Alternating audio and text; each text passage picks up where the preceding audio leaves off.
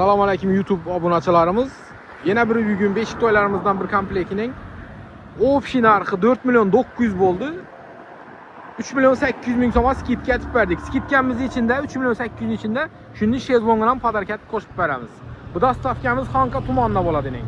Dastavkamiz ichida shunday elektronli belanchak, ikkisi birda ham belanchak ham manej bo'ladi. Bola yig'lasa, qishqirsa zvukdan ham o'zi chayqaydi. Keyingi narsamiz stulchikimiz bo'ladi. Stulchikimiz ikkisi birda ham stol ham kachela bo'ladi. Shezlongimiz bu bizdan podarka. Kolyaskamiz keyin. Kolyaskamiz ham 3 в 1 bo'ladi. Ham kolyaska, avtokreslo, lyulka hamma narsani ishlatsangizlar bo'ladi.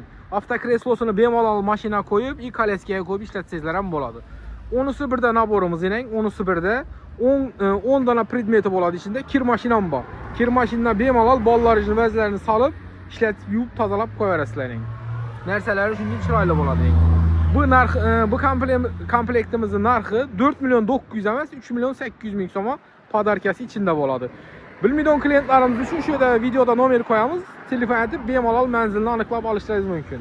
Podarkalari bor do'konimiz nomidan.